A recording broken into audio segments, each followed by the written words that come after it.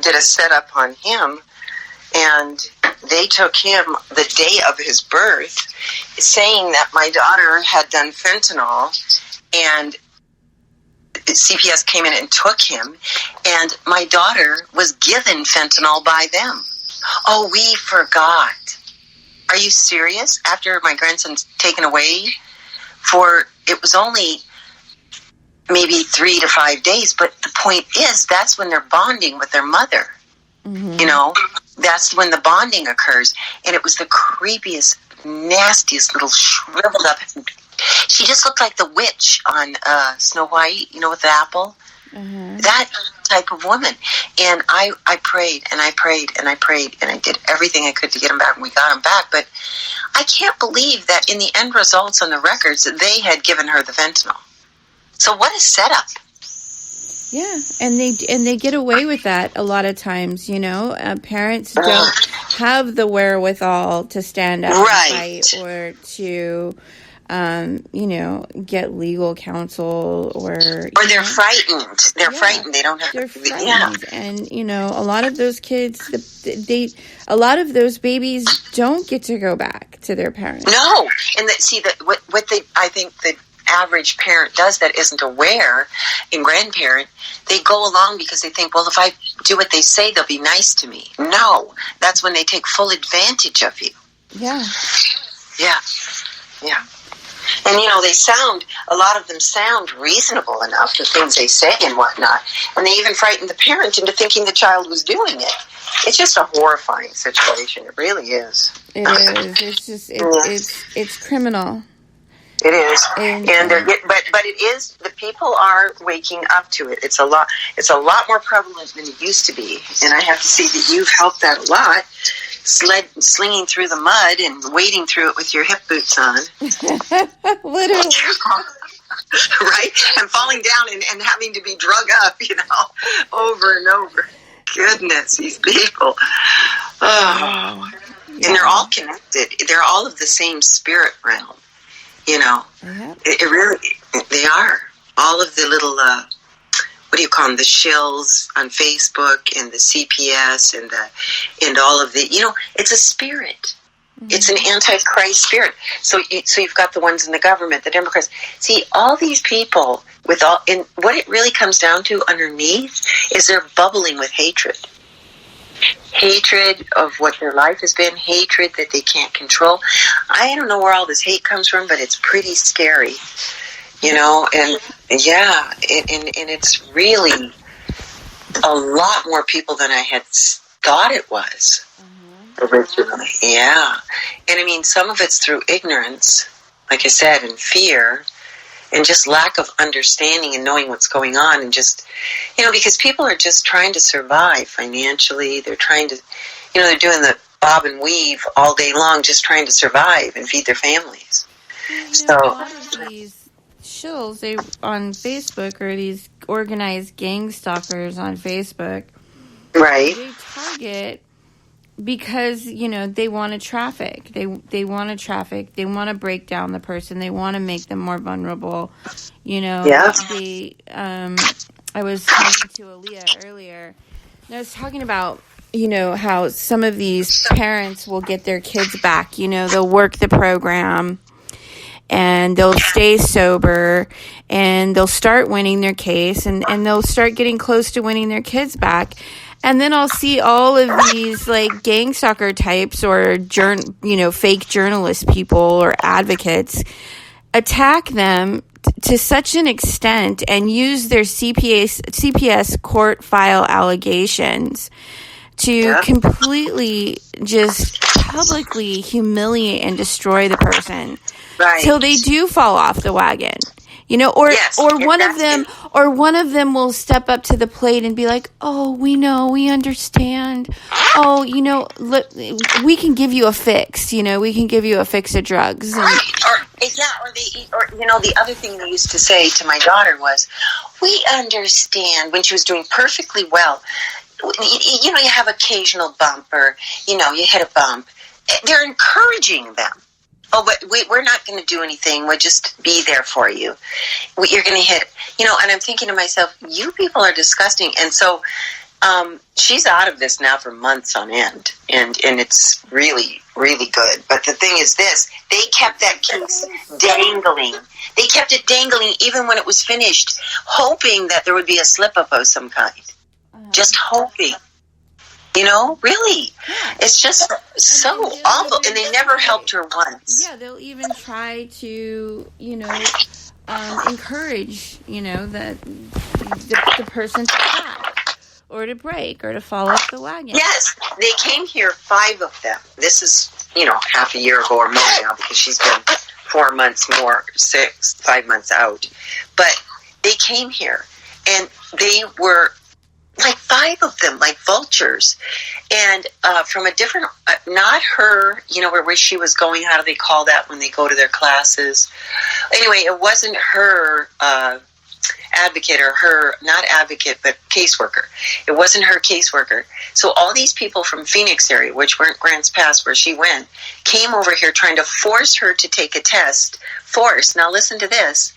And she doesn't even know it's not like she's there and they test it. It's like they're going to take it somewhere and they could put anyone else's in there.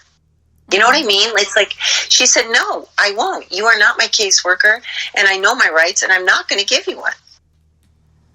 She said, I will go to my caseworker tomorrow and do it in front of her. And it was a damn good thing because they falsify tests. Yeah. It's really. I think I told you to do that. I think if I recall. Yeah, it was. Yeah, and then I mentioned it to her, and she felt, frightened, but she did it, and I was so proud of her. She wouldn't back down. And one of the ladies out of the 5 took her outside and said, you really don't have to. It isn't right what they're doing. And so she didn't. Yeah, there was one at least. People. Yeah, there are some good people. There are some, but they're never really promoted much, and they're kind of scorned. You know what I mean? Yeah. But she did, and I could feel she wasn't as vicious. Like she really wanted to help, but the other ones, they never gave her any help. They brought her a few things from that casa, which is horrible. Some clothes or whatnot from. But that's another setup. I was reading about that. That's awful, too. The CASA organization. Yeah. Wow. Yeah. But, it is busting open. At least it's being, a lot of people know now. A lot. A lot of people used to believe in that organization. Like they really were helping someone. I'm really hoping that, Trump will speak to this or, take some sort of position. I know. And also on the vaccines, I was a bit disappointed because he really has done so well on so many things, and he's really great about the abortion thing, Yeah. But, and I mean, Planned Parenthood is a horrible organization. It is horrible because I'll tell you, even, I think it was 30 years ago now, early on, I got pregnant, and I was only 20, 20-some. And, so I just moved to LA, and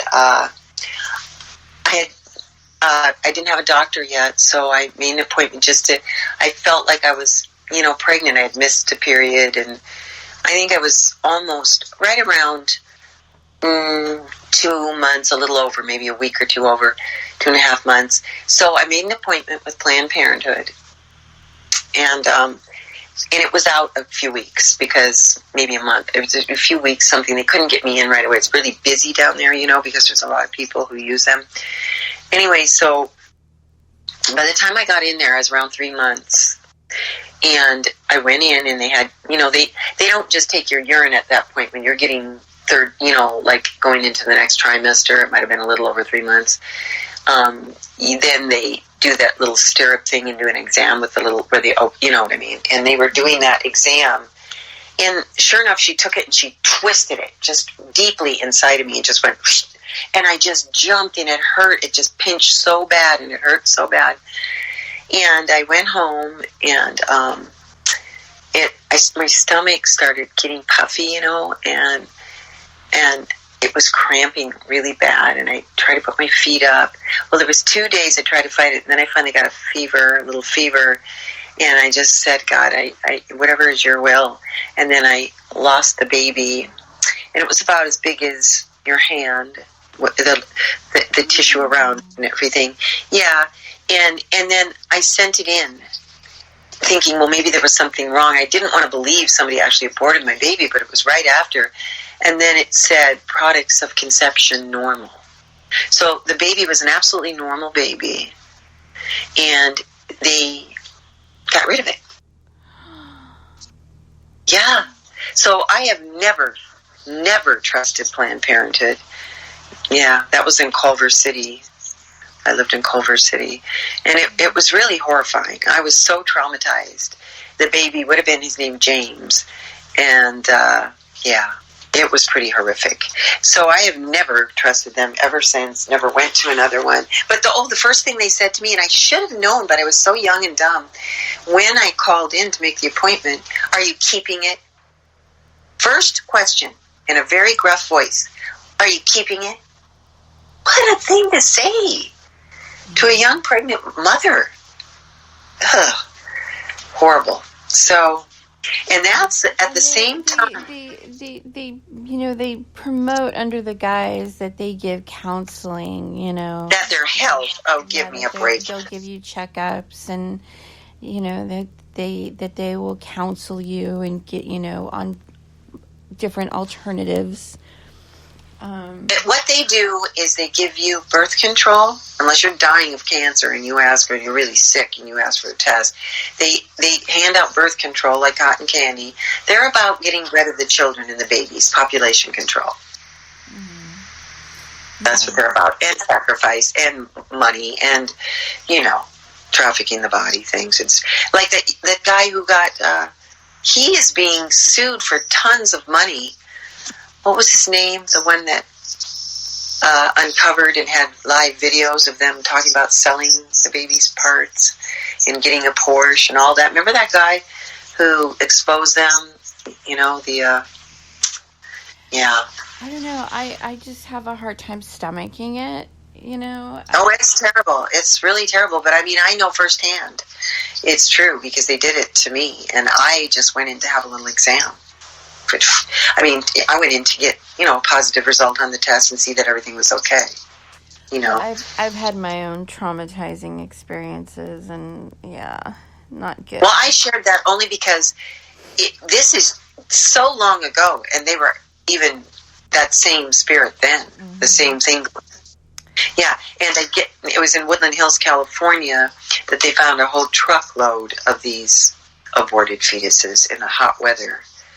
Yeah, it was back to back. And there was a big guy on the news. I remember it on the news down there. And he was crying. He said, if you're pro-abortion, he said, you should see what I saw today. You will change. Oh. Yeah, well, I'm just saying, that really actually happened. My whole thing is that we don't really need abortion clinics necessarily, because we have pharmaceuticals that they should be giving them out. You can take 24 hours after unprotected sex to inhibit conception. Yes.